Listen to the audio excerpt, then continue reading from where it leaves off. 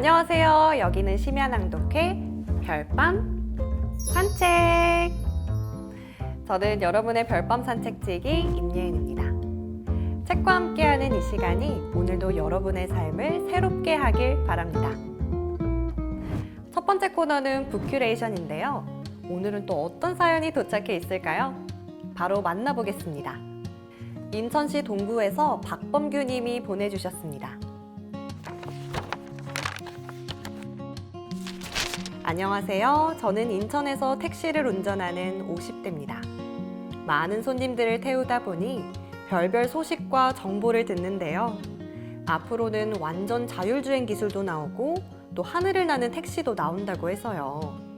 소비자 입장에서는 편리하겠지만 평생 운전을 업으로 해온 저와 같은 사람들에게는 일자리 위협으로도 느껴집니다. 저는 앞으로 어떻게 경제 활동을 하면 좋을지 불안한데 미래의 변화에 대비할 수 있는 책이 있을까요? 네, 박범규님 사연 보내주셔서 감사합니다. 코로나 이후에 많은 것들이 달라지고 있죠. 그중 로봇을 통한 자동화가 더욱 빠르게 진행되고 있는 것 같습니다. 박범규님께는 제이슨 쉔커의 로봇 시대 일자리의 미래를 추천드립니다.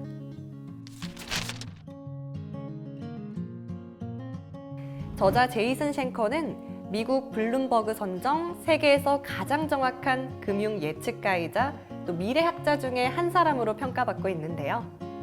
전작이었던 코로나 이후의 세계에서 놀라운 통찰력으로 이 변화를 예측하기도 했죠. 이번 로봇 시대 일자리의 미래 책에선 점점 더 자동화가 되어가고 있는 로봇 시대에 이 미래 기술이 가져올 많은 기회와 위기, 그리고 직업의 과거, 현재, 미래를 여러 각도에서 분석하고 예측했습니다.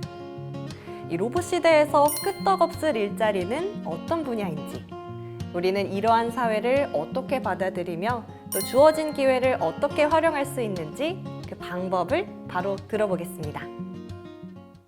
로봇 시대 일자리의 미래. 로보칼립스와 로보토피아. 사람들은 로봇과 직업의 미래를 두고 다음 두 가지 중 어느 하나로 전망을 축소하는 경향이 있다. 로봇, 자동화, 인공지능으로 야기되는 비극적인 미래인 로보칼립스와 기계가 인류를 위해 모든 일을 처리하는 천국과 같은 미래인 로보토피아가 바로 그것이다. 로보칼립스가 보여주는 미래가 편협하고 지나치게 공포스럽다면 로보토피아가 보여주는 미래는 조잡하다. 두 시나리오를 기반으로 흥미로운 영화들이 만들어지지만 미래에 대해 이렇듯 극단적으로 표현한 것은 아무래도 지나치게 단순화한 측면이 있다. 가장 유력한 미래는 로보칼립스와 로보토피아 사이 그 어딘가일 것이다. 그리고 그곳에는 승자와 패자가 있다. 준비 정도와 훈련 및 교육, 채용 기회에 대한 접근성 등은 향후 개인과 사회의 성공과 실패를 가르는 요소가 될 것이다. 로보칼립스 위험에 처한 세상. 그렇다면 자동화로 인해 얼마나 많은 일자리가 사라질 위험에 처해 있는가? 이것은 누구에게 묻느냐에 따라 답이 매우 달라진다. 자동화의 영향에 관한 많은 연구들이 있다. 2013년 프레이와 오스본의 연구는 무려 미국 일자리의 47%가 자동화 위험이 크다는 것을 보여준다. 프레이와 오스본은 또한 다음과 같이 자동화의 위험이 해외에서 더욱 유의미하다고 주장한다. OECD의 자동화 잠재력은 약 57%, 중국의 자동화 잠재력은 약 77%, 인도의 자동화 잠재력은 약 69%. 맥킨지가 제시하는 미래는 이보다 더 부정적이다. 지구상 모든 활동의 절반이 잠재적으로 자동화될 가능성이 있는 종말론적 로보칼립스를 예측했다. 저서 코로나 이후 불황을 이기는 커리어 전략에서도 밝혔듯이 경기 침체가 특정 지역에 국한될 수 있다. 이 특정 지역은 다른 곳보다도 자동화 위험에 더욱 노출될 수 있을 것으로 보이는데 이는 저비용 제조업이 몰려있는 지역들에서 특히 그렇다. 많은 경제학자들이 지난 수십 년간 모든 저비용 제조업이 결국 아프리카로 옮겨갈 것이라 예측했다. 그러나 비숙련 직업은 자동화될 가능성이 크기 때문에 제조시설을 아프리카로 이전함으로써 얻을 수 있는 인건비 절감 효과보다는 로봇을 쓰는 것이 더 효율적일 수 있다. 미국 전역이나 세계 경제 무대에서 로보칼립스가 일어날 것 같지는 않다. 그러나 특정 도시에서는 다른 곳보다도 더욱 로보칼립스에 노출되어 있다. 노동자들을 로보칼립스의 위험에 처하게 하는 요인들, 그리고 기술과 혁신 허브에 대한 긍정적 잠재력을 고려해 본다면 자연스럽게 고학력, 고도화된 기술, 고소득 인력이 있는 도시들에서 로보칼립스의 위험이 낮다는 것을 알 수 있다. 자료 3의 5에서 로보칼립스 위험이 가장 낮은 미국의 도시가 정리되어 있다. 첨단 기술이 있는 샌프란시스코 같은 도시에서는 그 위험이 적지만 그러한 기술이 없는 도시의 경우 위험도가 매우 높다. 자료 3의 5에서 도시를 나눈 위험도의 결정적 기준이 결국 교육, 소득, 기술이라는 것을 알 수 있다. 버클리 대학교 경제학 교수인 엘리코 모레티는 그에 져서 직업의 지리학에서 경제발전 효과는 도시와 지역에 따라 크게 다르다라고 지적한 바 있다. 일자리와 인구, 부가 기술과 혁신의 허브 도시로 재분배되면서 어느 도시의 거주자들은 유익을 얻지만 어느 지역의 거주자들은 손해를 본다는 것이다. 즉, 기술 허브를 이루는 도시의 경우 로보칼립스 잠재성의 위험에서 조금 더 안전하다. 더불어 기술 집약적 산업과 혁신이 있는 도시는 계속 성장할 수 있다. 이와는 반대로 비숙련, 저학력, 저소득 인력이 많은 도시들은 총체적으로 로보칼립스의 위험에 빠질 것이다. 도시별로 자동화 위험성이 모두 다양한 이유다. 앞으로 노동자들이 직면할 직업적 위험과 과제는 결코 새로운 것이 아니다. 최근 몇 년간 비숙련 노동자들이 많은 지역에서 세계화가 이루어졌다.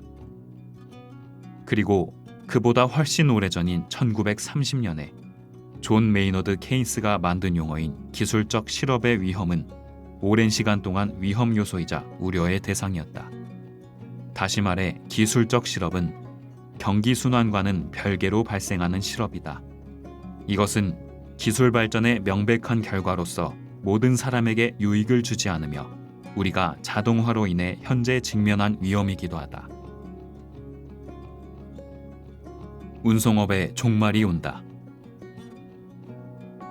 특정 산업의 경우 로보칼립스는 단순히 일정 기간 일자리가 줄어드는 것을 넘어 그 산업 전체가 없어지는 형태로 나타날 것이다. 이 변화로 인해 많은 사람들이 실업자로 전락할 수 있는데 그 이유는 노동자를 고용하기가 어렵고 이들의 기술도 더 이상 필요하지 않기 때문이다. 존 메이너드 케인스는 1930년에 다음과 같은 글을 쓰면서 기술적 실업의 개념을 인정받았다. 누군가는 이름조차 들어보지 못했을 수 있지만 우리는 앞으로 몇 년 동안 새로운 질병, 즉 기술적 실업이라는 병에 시달릴 것이다. 이것은 우리가 노동력을 투입할 새로운 영역을 찾는 속도보다 노동을 절약할 수 있는 수단의 발견이 빠를 때 발생하는 실업을 의미한다. 그러나 이것은 일시적으로 불균형한 단계일 뿐 인류가 이러한 경제적 문제들을 시간이 지남에 따라 해결할 것임을 보여준다. 나는 100년 후 진보된 국가의 생활 수준이 지금보다 4배에서 8배 더 높아지리라 예측한다. 우리 현재의 지식에 비추어 보아도 이는 전혀 놀랄 일이 아니며 훨씬 더 큰 발전 가능성을 고려하는 것 역시 어리석은 일이 아니다. 케인스는 우리가 오늘날 자동화와 로봇공학으로 인해 직면한 문제들과 유사한 도전 과제들을 이야기했다. 그의 글에서 혼란에 관한 우려와 동시에 생산성, 성장, 소득, 기술 향상에 관한 희망도 함께 읽을 수 있다. 오늘날 가장 큰 위험에 처해 있는 분야 가운데 운송업이 있다. 아마도 로보칼립스와 대량 실업의 문제에 있어 가장 큰 위기에 놓인 분야는 운송업일 것이다. 자료 3의 6에 따르면 노동통계국은 220에서 310만 명의 운송업 종사자들이 자동화의 위협을 받고 있다고 추산했다. 운송업에 종사하고 있는 사람들은 한마디로 우유팩과 같은 신세로 유통기한 만료일이 다가오고 있으며 그날은 우리 생각보다 이를 수 있다. 비록 운송업이 사라진다고 할지라도 이 변화에는 여전히 긍정적 요소가 있다. 일단 자율주행 자동차는 술을 마시지도 않고 졸지도 않으며 문자를 보내면서 주의가 산만해지지도 않기 때문에 더욱 안전하다. 한 연구 결과에서는 자율주행 자동차가 매년 3만 3천 명의 미국인들의 생명을 구할 수 있다고 추정한다. 자율주행 자동차가 준 시간과 이동의 자유. 자율주행 자동차는 교통이 혼잡한 시간에 우리에게 시간의 자유를 제공한다. 운전에 집중하는 대신 텔레비전을 볼 수도 있고 일을 할 수도 있고 다른 생산적인 활동을 할 수도 있다. 로봇은 우리를 위해 이런 일을 기꺼이 해준다. 운송 서비스에 위기가 올 것이란 생각이 들 텐데 안타깝게도 이미 이런 기업체들은 카쉐어링 앱으로 인해 상당한 어려움을 겪고 있다. 우리는 자율주행 차 덕분에 시간도 절약될 수 있지만 자유롭게 이동할 수도 있다. 어리거나 나이가 많아 운전을 하지 못하는 사람들, 질병과 장애를 앓고 있어 운전하기 어려운 사람들은 언제나 주문형 운송 차량을 안전하게 찾을 수 있다. 자율주행 기술과 상품은 수년간 계속해서 개발되고 있으며 자료 4의 6과 자료 4의 7에 나온 웨이모는 그 기술로 수백만 마일을 기록했다. 테슬라도 마찬가지다. 자율주행 기술은 출시 준비가 임박하고 여러 기업들이 자율주행차를 개발하고 있다. 이미 많은 사람들이 자율주행차가 서비스형 소프트웨어 플랫폼으로 제공될 수 있다고 알고 있다. 이코노미스트는 다음과 같이 설명한다. 자동차 산업은 내 귀퉁이에 바퀴가 달린 박스를 판매하는 것보다 이제 점점 이동 서비스를 공급하는 데서 미래를 찾고자 한다. 많은 이들이 자율주행 또는 승차 공유가 가능한 차량을 운영하는 것을 앞으로의 추세이자 매우 수익성이 높은 사업으로 보고 있다. 한편 자율주행차가 나오는데 필요한 사스 모델에는 큰 어려움이 있는데 그것은 바로 사람들이 무례하다는 점이다. 이 점은 코로나19 이후 훨씬 더 잘 인식하게 된 사실이다. 이 책의 초판을 쓰던 2016년 당시에도 운전자와 승객이 한 공간에 있는 택시나 카쉐어링이 가능한 차량에서 탑승객들이 무슨 일을 했는지에 대한 이야기를 사람들이 심심치 않게 듣던 중이었다. 탑승한 차량에 아무도 없다면 쓰레기, 먹다 남긴 음식, 토사물, 더러운 기저귀 등 사람들이 버리고 갈 것들도 많아진다. 혹시라도 아이가 차를 타고 축구 연습을 하러 가는 길에 똥을 누겠다고 한다면, 또 술 파티를 여는 불금에 대학생들이 자율주행 차량에 타겠다 그러면 나는 절대 타고 싶지 않다. 사람들의 일자리 창출. 자율주행차는 고객이 기다리는 곳까지 알아서 찾아갈 수 있으며 차량에 연료를 넣는 것이나 자동으로 충전하는 방법도 있을 것이다. 그러나 앞선 실질적 우려들을 고려할 때 차 안을 모니터링하는 것과 차량 청소, 오프라인으로 찾아가는 것은 모두 사람이 해야 할 일이다. 긍정적으로 보면 이것은 결국 일자리를 창출해낸다. 물론 한 사람이 다수의 자동화된 승차 공유 차량을 동시에 원격으로 감시할 수 있지만 어쨌든 승객들을 모니터링해야 하는 일 자체는 사람이 해야 한다는 것이다. 이는 자율주행차에 필요한 사스 운영이 가능하더라도 직접 구매하는 쪽을 더 선호할 것이라는 의미다.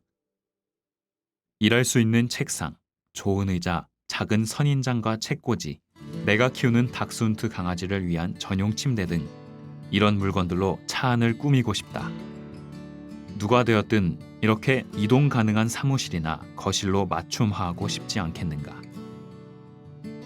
2015년 9월 세계 경제 포럼의 설문자료에서 응답자의 79%는 2025년까지 차량의 10%가 자율주행차로 바뀔 것으로 예측했다. 이것은 2050년까지 전기차가 미국 신차의 10.7%를 차지할 것으로 보는 미국 전자공업회의 예측보다도 훨씬 높다.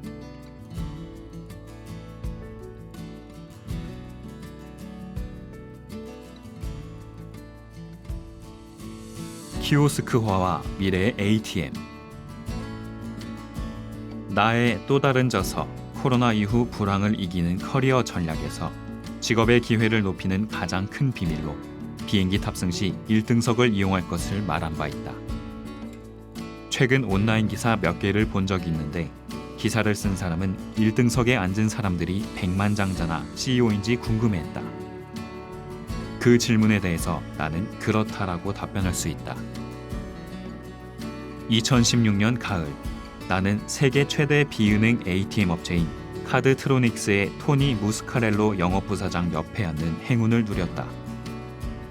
3시간의 비행 동안 20만 대 이상의 ATM을 관리하는 자동화 분야 전문가와 인터뷰할 수 있었다. 이코노미석을 탔다면 일어나지 않았을 행운이다. 토니는 키오스크와 미래 키오스크화의 전망에 관한 내 생각을 정리하는데 몇 가지 중요한 의견을 들려주었다. 그가 내게 말한 것 중 가장 우선적이고 중요한 내용은 셀프 서비스 혁명은 현실이다라는 것이었다. 그는 ATM과 키오스크의 출현이 사용자 수요에 맞추기 위함이었다고 단도직입적으로 말했다. 그리고 미국인들이 점점 더 키오스크에 익숙해져 미국의 키오스크화는 가속될 것이라는 사실도 함께였다. 그러나 ATM과 키오스크는 새로운 수요를 창출하기 때문에 사람들의 일자리를 빼앗지 않을 것이라 생각한다. 키오스크가 성공할 수 있었던 것은 사용법이 단순했기 때문이라는 토니의 말에 동의한다. 그는 여기에 더불어 첨단 기술은 매력적이지만 수익을 내기 어려운 경우가 많다고 언급했다. 키오스크의 긍정적 측면을 보여주는 ATM 중에는 스프링클스사에서 만든 컵케이크 ATM이 있다. 2012년에 스프링클스는 세계 최초로 컵케이크 ATM을 출시했다. 이 기계 덕분에 사람들은 하루 종일 갓 구운 다양한 컵케이크와 쿠키를 즐길 수 있었다. 우리가 현금 없는 사회에서 살아가더라도 ATM은 계속 필요할 것이다. 자료 4-13은 2017년 2월 텍사스주 오스틴에 설치된 스프링클스사의 컵케이크가 나오는 ATM이다. 오른쪽 사진에는 내가 주문한 컵케이크를 로봇 팔이 집어서 주고 있는 모습이 담겨 있다. 이런 종류의 셀프 서비스 기술은 지금은 보기 드물지만 점점 더 보편화할 것이다. 연중무휴 셀프 서비스 로봇이 정규 근무 시간 동안 인간의 직업 창출에 도움이 될 수 있다. 경제학자들은 대부분 기업과 경제를 위해서 분업화되는 것이 좋다고 말한다. 컵케이크 ATM 사례에서 볼 수 있듯 이는 사실이다. 수제 컵케이크를 만드는 사람의 가장 큰 가치는 판매가 아니라 제조에 있다. 그리고 이 컵케이크 ATM은 컵케이크 판매만 한다. 결국 분업화는 인간에게 좀 더 의미 있는 직업을 창출하는 데 도움이 되고 컵케이크 제조업자들은 컵케이크를 판매하기보다는 만드는 것을 더 좋아할 것이다. 이 시스템은 키오스크가 복잡한 기능을 수행하지 않기 때문에 가능하다. 팔 있는 로봇과 재료를 취급하는 일부 기술이 필요하지만 그 기능은 상대적으로 제한적이다. 단지 컵케이크를 판매하는 기술일 뿐이다. 컵케이크 ATM은 상점이 문을 닫아도 그리고 상점 고객들이 줄을 서 있을 때도 컵케이크를 팔 수 있다. 자동 배송 시스템으로 판매가 증가되어 정규 근무 시간 동안 컵케이크를 더 많이 만들기 위한 인력의 수요가 증가할 것이다. 상점이 닫혀 있어도 판매가 되기 때문이다. 이런 방법으로 셀프 서비스 식품 키오스크는 일자리를 추가적으로 만들어낸다. 컵케이크 ATM은 이전에는 달성하기 어려웠던 제품 수요를 충족시킴으로써 셀프 서비스 혁명을 일으켜 일자리 창출에 긍정적인 키오스크화의 비전을 제시하고 있다. 컵케이크를 언제든 편하게 먹을 수 있도록 회사가 컵케이크 ATM을 설치한다면 지역 경제에도 좋을 것이다. 더 많은 작업이 자동화되어 필요한 첨단 기술 인력의 수요가 늘 것이다. 그리고 첨단 기술 일자리는 더 많은 일거리를 다른 사람들에게 제공한다. 버클리 대학교 경제학 교수인 엘리코 모레티는 도시의 과학자 또는 소프트웨어 공학자를 영입하는 것은 승수 효과를 일으켜 지역 서비스를 제공하는 사람들의 고용과 급여를 높인다고 말한다. 이처럼 한 직업은 다른 일자리를 창출한다. 또한 모레티 교수는 제조업 승수는 1.6이라고 언급했는데 이것은 생기거나 사라지는 각 직업에 대해 각각 1.6개의 추가 일자리를 더하거나 없앤다는 의미다. 제조업 일자리를 잃는 지역이 경제적으로 큰 타격을 받는 이유다. 제조업 일자리가 하나 줄어들 때마다 그 지역에서는 1.6개의 일자리를 잃게 된다. 기술의 경우 그 영향은 더욱 뚜렷하다. 그는 도시에서 새롭게 생기는 첨단 기술 직업과 관련해 숙련된 직업과 비숙련된 직업 모두에서 궁극적으로 5개의 일자리가 추가로 창출된다라고 말한다. 사실 모레티 교수는 가장 큰 승수를 보이는 것은 혁신 분야인데 이것은 제조업의 승수보다도 약 3배나 크다.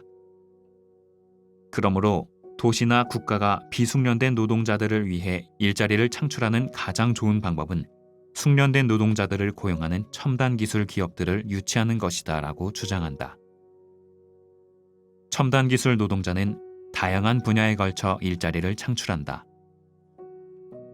키오스크의 부정적 측면은 3장의 뉴욕 여행에서 묘사되었듯 마치 로보칼립스가 다가오는 징조처럼 보였다.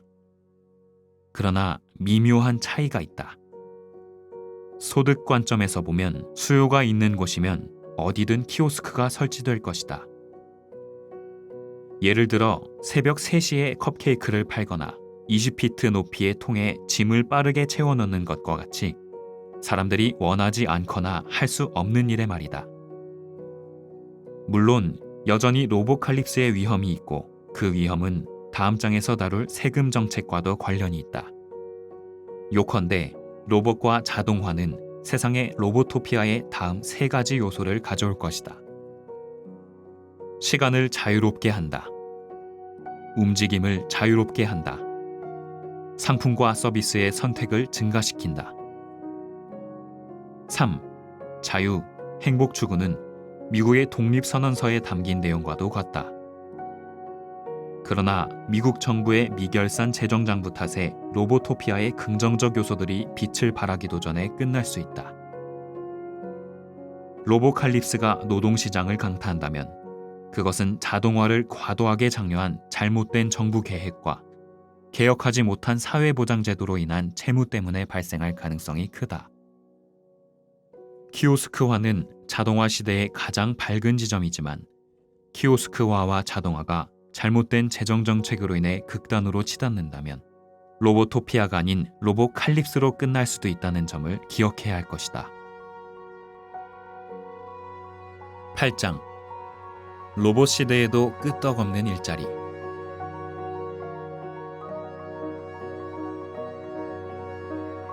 우리 모두 자동화와 로봇공학의 가속화에 대비해 로봇의 등장에도 끄떡없어야 한다.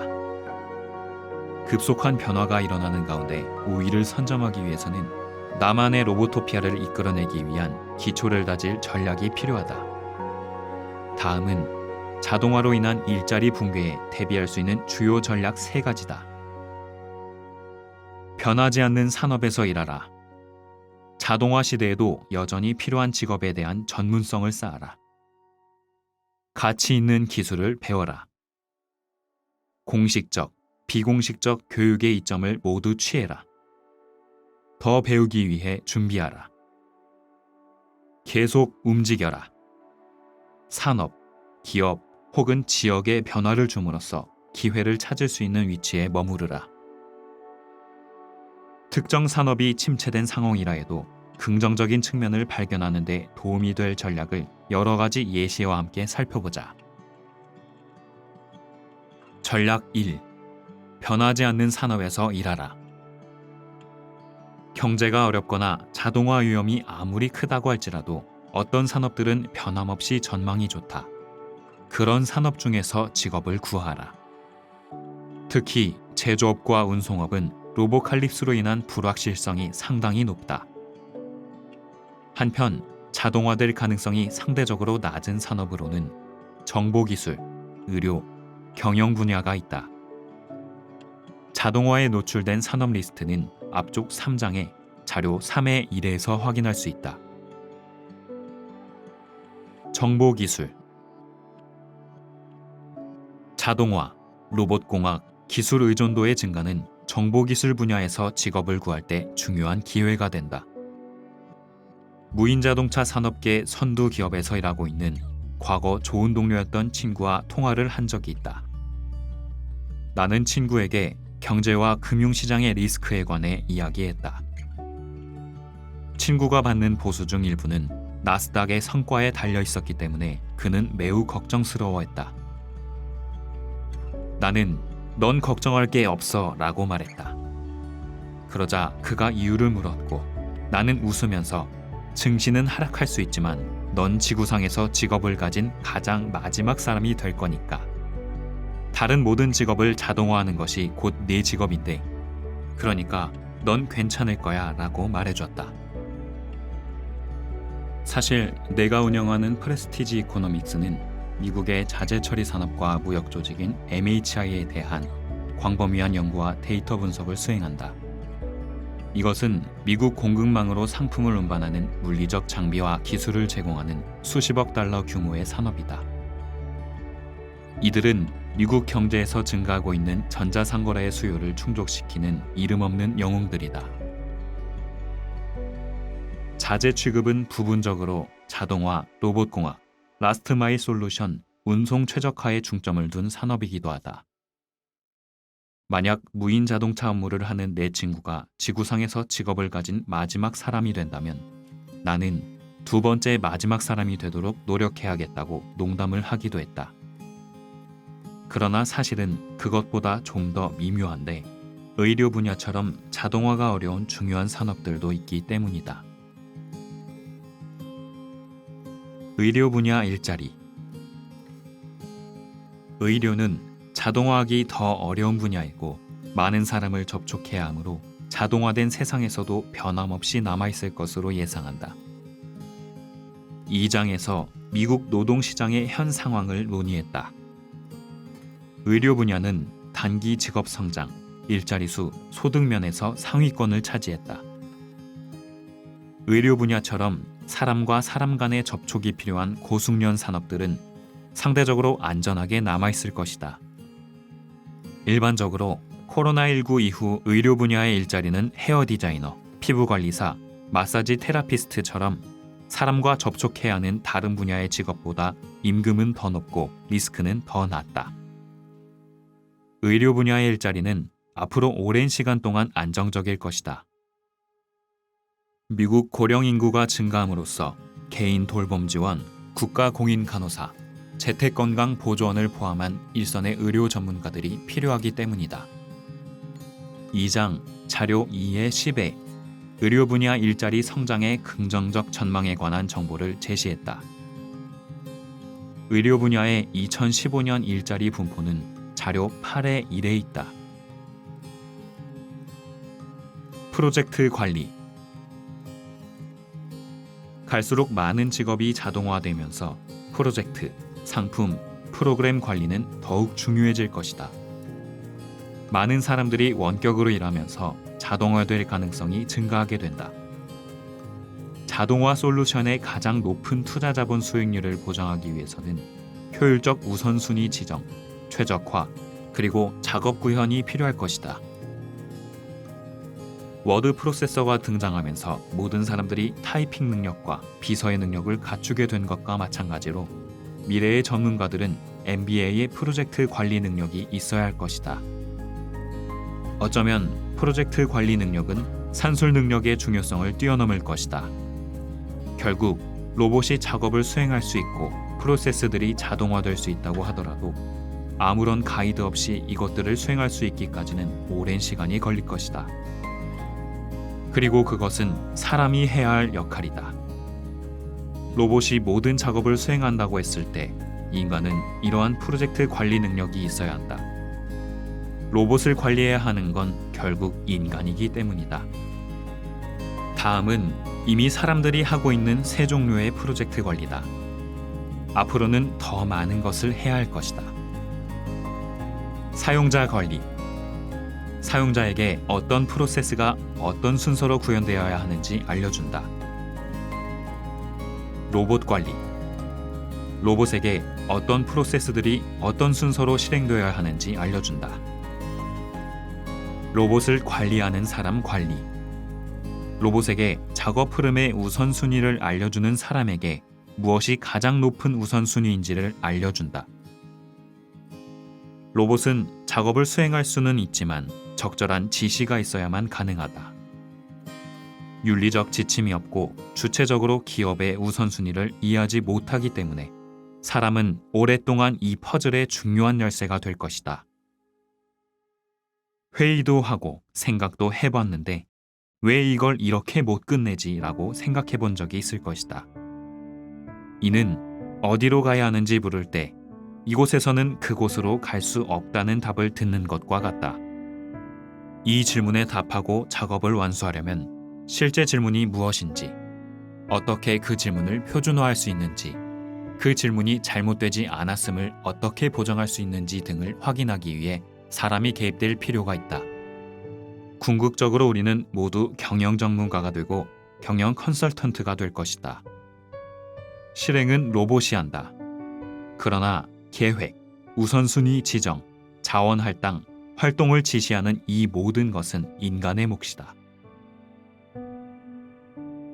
소상공인들. 그렇다면 IT, 의료 분야, 경영과 관계가 없다면 어떻게 해야 할까? 영화 언터처블에서는 다음과 같은 말이 나온다. 바구니 안에 든 사과가 싫으면 나무에 가서 따라. 위기는 기회를 만들고 그곳에 자기만의 사업을 시작할 기회가 어느 때보다 많을 것이다. 오늘날 사무실이 내일의 박물관이 될 위험에 처한 때라면 특히 그렇다. 지금은 소위 긱경제가 나타나고 있다. 뉴욕대학교 교수인 아론 순다라라자는 2016년 그의 저서 공유경제에서 이렇게 말했다. 기술의 발달로 개성이 생산과 소비의 주동력이 되고 창업이 기하급수적으로 늘어날 것이다. 원하는 생활 수준을 달성하고자 장소에 구애받지 않고 언제든 일할 수 있는 소상공인과 자영업자들이 늘어날 가능성이 있다. 특히 코로나19 이후 기술 변화로 인해 1인 사업체 혹은 소상공인이 될 기회가 늘어나고 있다. 그러나 일부 규제의 변화로 기업 또한 어느 때보다 글로벌 자본시장과 연결될 수 있는 더 큰 기회가 생기고 있다. 순다라라자는 크라우드 기반 자본주의는 여전히 유아기에 머물러 있다고 했지만 크라우드 펀딩의 증가로 자본시장에 대한 접근성이 높아짐으로써 4년간 많은 변화가 있었다. 사람들은 이제 전자상거래, 직접 소매업, 글로벌 자본시장을 통해 세계에 접근하여 취미를 사업으로 바꿀 수 있다. 여기에는 새롭고 상대적으로 검증되지 않아 결단력이 필요한 도전 과제들이 있다. 그리고 크라우드 펀딩과 소상공인의 미래는 투자 수익성과 유동성에 크게 좌우될 것이다. 투자자들은 개인 소유의 크라우드 펀딩 투자가 수익을 창출할 수 있고 이러한 투자가 파생 시장에서 쉽게 팔릴 수 있다는 것을 눈여겨봐야 한다. 만약 이 장애물을 뛰어넘을 수만 있다면 평범한 사람이라도 미래의 사업을 구축하기 위해 글로벌 자본시장에 접근할 기회가 더 많아질 것이다. 이제 우리는 어느 때보다 쉽게 세계 시장과 자본에 접근할 수 있다. 만약 사업가를 꿈꾼다면 지금이야말로 가장 좋은 때일지도 모른다. 전략 2. 가치 있는 기술을 배워라. 7장에서 읽었듯이 역사상 어느 때보다 교육에 대한 접근성이 높을 뿐만 아니라 로봇을 통해 직업 기술을 높이거나 새롭게 배울 수 있는 것들이 많다. 학위를 취득할 시간이 없다면 자격증을 따라. 자격증으로 얻을 수 있는 직업의 수가 많이 증가했다. 다른 많은 전문가들처럼 내 이름 뒤에는 수많은 수식어가 달리는데 이런 것들은 기술을 쌓는 것을 넘어서 신호를 주는 장치이기도 하다. 즉, 풍부한 지식과 추진력으로 일을 완수할 수 있고 갈망이 있음을 미래의 상사나 고객에게 알려주는 것이다. 이력서에 추가하고 싶은 특정 컴퓨터 프로그램이 있는가? 무료 버전을 다운로드 받아라. 해당 제품을 사용할 수 있는 30일 동안 기본을 충분히 배울 수 있다. 그리고 이력서에 추가해라. 이력서에 한 줄 적자고 그 프로그램의 세계적인 전문가가 될 필요는 없다. 회사는 일단 채용하고 나면 필요한 기술들을 따로 훈련시키기 때문에 그 프로그램이 일자리의 중요한 요소가 아니라면 그에 대한 기본적 역량과 친숙함 정도만 있으면 된다. 지역대학에서 수업을 청강하라. 해당 강좌에 등록하지 않고 출석하는 것을 의미한다. 학점이나 성적을 받지는 않지만 지식을 얻고 이력서에 기재할 수는 있다. 대부분 대학교에서 청강은 무료거나 적당한 수업료를 내고 참여할 수 있다. 사업 능력을 쌓고 싶다면 회계나 재무 수업이 좋은 선택지가 될 수 있다. 또한 링크드인 러닝은 현재 스킬을 얻을 수 있는 학습 경로를 제공한다. 전략 3. 계속 움직여라. 일단 자신에게 필요한 능력을 쌓기 위해 시간을 투자했다면 교육과 기술이 원하는 직업에서 요구하는 역량과 일치하는지 확인해라. 어쩌면 분야를 바꾸거나 다른 지역으로 이사를 갈 수도 있다. 아니면 단순히 이직할 수도 있다. 다행히도 이런 전환을 좀 더 쉽게 할 수 있는 훌륭한 도구가 있다. 최근 몇 년간 사람들이 일자리를 찾는 방법에 주요한 변화가 있었다. 산업혁명 초기에 직업이 사라진 것이라면 유일한 선택지는 같은 마을 사람에게 일자리를 부탁하는 것이다. 그 후 산업혁명 동안에는 신문의 구인 목록을 참고할 수 있을 것이다. 1800년대 중반부터 구인 공고가 온라인으로 게시되기 시작한 2000년대 전후까지는 상대적으로 변화가 없었다. 오늘날 미국에서는 매년 약 2,700만 개의 새로운 구인 공고가 나오고 있으며 온라인으로 500만 개의 공고가 게시되고 있다. 그리고 해외 취업 포털 사이트 인디드와 같은 기업들은 전 세계적으로 2천만 건의 구인 공고 게시물을 자랑한다. 온라인에 공고된 직업의 수와 그에 대한 접근성이 시간이 갈수록 늘어날 가능성이 크다. 이제 완전히 내 손안에 노동시장을 가진 셈이다. 2019년에 노동자의 41.5%가 이직을 경험했다. 자동화는 이직 빈도를 가속화할 것이다.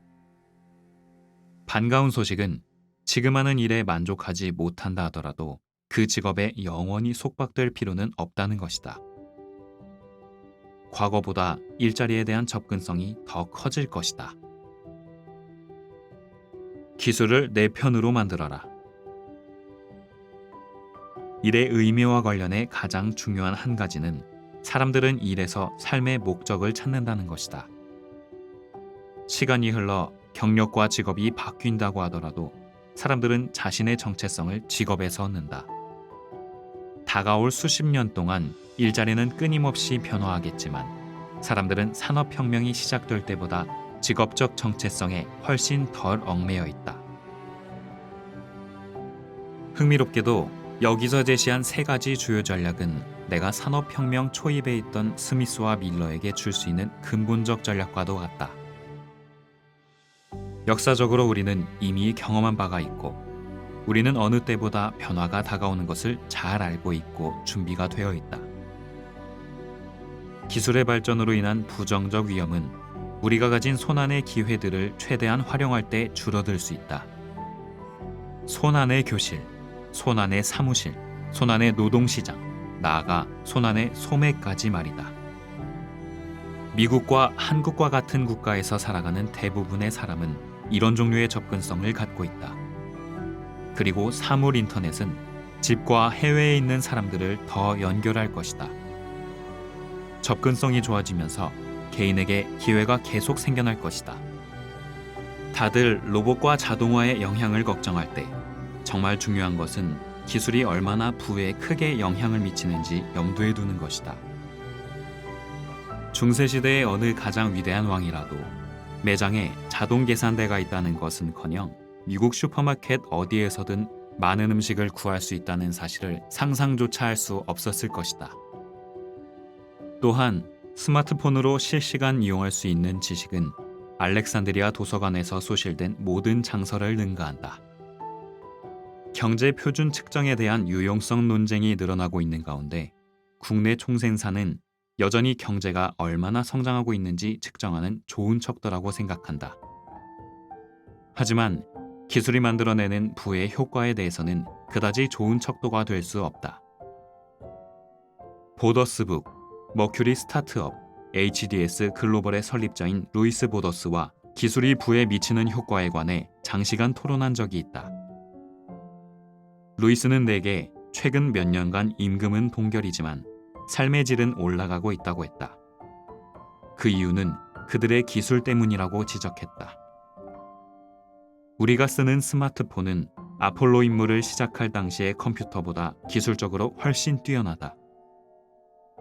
모든 사람이 단 몇백 달러로 수십억 달러에 상응하는 컴퓨터 장비를 소유할 수 있다면 그것은 정말로 실제 삶의 질을 향상시킨다. 데이터에는 보이지 않을지라도 오늘날 사람들은 상당히 그리고 유의미한 방식으로 더 부유하다. 우리는 우리가 가진 기술 덕분에 과거 선조들보다 더 부유하다. 자동화 시대에는 우리에게 부 이상의 것을 가져다 줄 수도 있다. 물론 코로나 이후 미래를 잘 준비할 때 그 미래를 누릴 수 있을 것이다. 앞을 내다보고 새로운 기술을 지렛대 삼아 경력을 발전시키고 코로나19의 도전을 넘어서 향후 회복의 긍정적 기회를 찾기를 바란다. 새로운 시대를 헤쳐나갈 핵심 경쟁력 찾으셨나요? 바로 교육에 있었죠? 새로움과 낯설음을 두려워하지 않고 적극적으로 배우려는 마음가짐. 여러분도 기쁘게 미래의 변화를 받아들이며 새로운 기술을 배울 준비 되셨을까요? 그럼 저는 다음 시간에도 미래 기술 관련된 책으로 다시 찾아오겠습니다. 궁금하시다면 다음 주 목요일 새벽 1시에 만나요.